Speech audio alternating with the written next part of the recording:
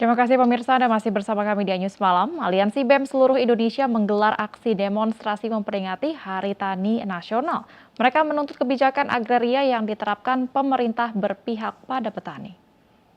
Masalah petani Indonesia, pertanian, akses permodalan, akses pupuk yang harusnya diterima oleh petani kecil.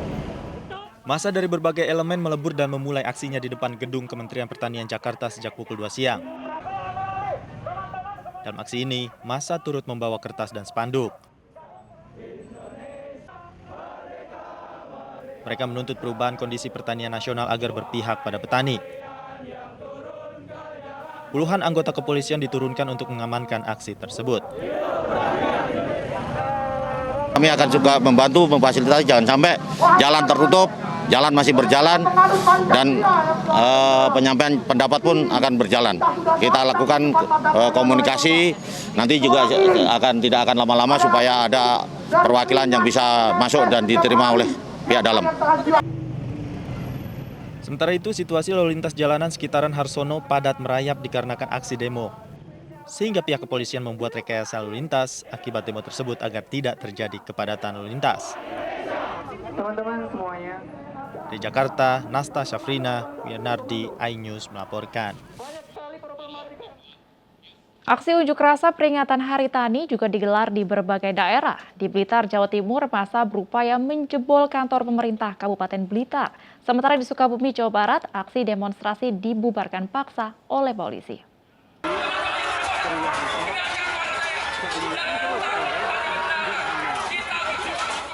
Kericuhan ini terjadi saat ratusan petani dan mahasiswa berunjuk rasa di depan kantor pemerintahan Kabupaten Blitar siang tadi. Massa yang kesal akibat tidak ditemui oleh bupati berupaya menjebol pagar yang dijaga oleh polisi. Aksi saling dorong antara polisi dan petani pun tidak bisa dihindarkan. Massa baru bisa ditenangkan dan dihalau keluar oleh aparat kepolisian yang berjaga. Dalam aksinya, massa menuntut pemerintah Kabupaten Blitar menyelesaikan konflik lahan yang terjadi di sejumlah lokasi. Tidak hanya konflik lahan, massa juga meminta agar kesejahteraan petani diperhatikan. Kita mau sama-sama untuk menunjukkan bahwa kaum petani adalah kesejahteraan. Betul! Betul! Selain berunjuk rasa, massa juga menggelar aksi teatrikal sebagai bentuk menyampaikan aspirasi mereka.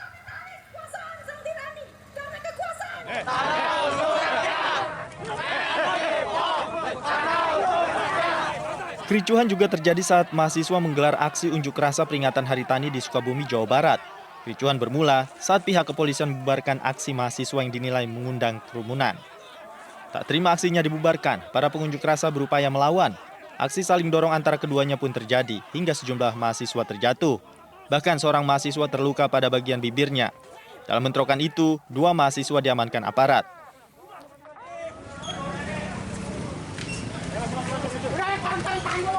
Yang kami sampaikan bahwa pertama, kegiatan tersebut tidak memiliki izin. Kedua, kegiatan tersebut dilaksanakan pada masa PPKM, di mana orang dilarang untuk berkumpul dan berkerumun. Oleh karena itu, setelah melakukan 3 kali peringatan, kami melakukan upaya untuk mendorong keluar dari area tempat unjuk rasa. Begini. Ya, jadi sifatnya adalah pembubaran kerumunan massa. Usai bernegosiasi, kedua mahasiswa yang sempat diamankan akhirnya dilepas. Massa pun akhirnya membubarkan diri dengan tertib. Dalam aksinya, mahasiswa menuntut penyelesaian sengketa tanah yang terjadi di Kabupaten Sukabumi kepada pihak PPN. Tim Liputan iNews melaporkan. 2 kelompok emak-emak bersih tegang dan terlibat adu mulut. Salah satu kelompok meminta jalan dibuka dan kelompok lain minta ditutup karena menilai truk kontainer yang melintas membahayakan masyarakat sekitar. 2 kelompok emak-emak yang berada di Jalan Nippon, Kelurahan Paya Pasir, Kecamatan Medan Marelan, Kota Medan, bersih tegang dan terlibat adu mulut. Salah satu kelompok meminta penutup jalan dibuka. Pasalnya selama 2 pekan terakhir tidak adanya truk kontainer yang masuk ke dalam Danau Siombak membuat dagangan mereka sepi pembeli. Sementara kelompok lainnya meminta seluruh aktivitas truk kontainer yang keluar masuk dihentikan dan memindahkan seluruh gudang dari areal rumah mereka karena membahayakan warga yang menyebabkan debu, jalan rusak, kecelakaan anak-anak sekolah, hingga rumah warga yang retak akibat getaran truk yang melintas. Petugas Polsek Medan Labuhan mencoba meredam kemarahan kedua kelompok warga. Sementara akibat peristiwa ini, jalan dari arah Medan menuju Deli Serdang dan sebaliknya sempat tersendat 1 jam lamanya.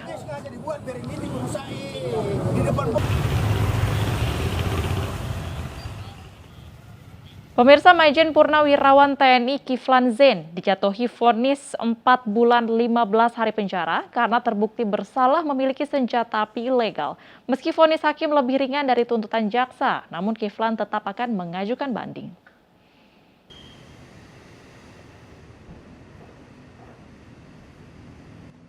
Pengadilan Negeri Jakarta Pusat menjatuhkan vonis 4 bulan 15 hari penjara kepada Maijen Purnawirawan TNI Kiflan Zain. Majelis Hakim menilai Kiflan terbukti bersalah memiliki senjata api dan peluru tajam ilegal seharga Rp145 juta. Hal-hal yang memberatkan vonis adalah Kiflan tidak mengakui perbuatannya. Sementara salah satu hal yang meringankan vonis adalah sejumlah prestasi Kiflan saat masih aktif menjadi anggota TNI.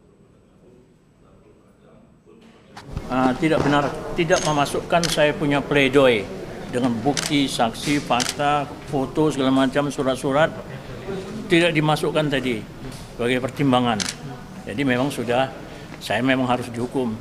Yaitu hukum jadi 7 bulan menjadi tuntut 7 bulan, potong tahanan 4 bulan 15 hari.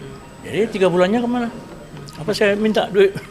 Minta yang 3 bulan. Walaupun itu terpandang meringankan dari Walaupun meringankan, tapi saya tidak terima. Menanggapi vonis hakim, Kiflan akan mengajukan banding.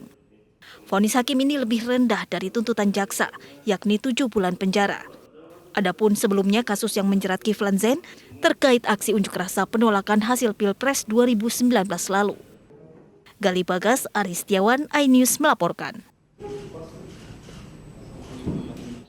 Ya pemirsa, komedian Tukul Arwana masih dalam perawatan intensif di Rumah Sakit Pusat Otak Nasional RSPON Jakarta. Tukul mengalami pendarahan otak dan dilarikan ke rumah sakit pada Kamis petang. Pihak rumah sakit menegaskan tidak ada kaitan antara vaksinasi dengan pendarahan otak. Dirut Rumah Sakit Otak Nasional Mursyid Bustami menyebutkan jika komedian Tukul Arwana mengalami serangan stroke sehingga terjadi pendarahan otak karena faktor hipertensi. Setelah ditangani dokter, kondisi Tukul membaik meski masih dalam perawatan intensif pasca tindakan medis. Tukul masih belum bisa dijenguk. Menanggapi maraknya pernyataan terkait kondisi Tukul yang mengalami pendarahan otak, Mursyid Bustami menampik tudingan jika pendarahan otak yang dialami Tukul terkait vaksinasi yang dilakukannya beberapa hari sebelumnya. Ini boleh kami tegaskan bahwa tidak ada hubungan antara stroke perdarahan atau stroke hemoragik itu dengan vaksin COVID-19. Apapun jenis vaksinnya, apapun merek vaksinnya. Jadi belum ada yang mengatakan bahwa ada risiko terjadinya stroke perdarahan akibat vaksin. Ini perlu perlu kita klarifikasi. Secara ilmiah pun kami juga sudah melihat tidak ada hubungan antara stroke perdarahan dengan vaksin COVID-19 ini. Pemirsa, Pemprov DKI tak menemukan adanya klaster COVID-19 di sekolah selama PTM berlangsung. Informasi selengkapnya akan kami hadirkan untuk Anda. Tetaplah di iNews Malam.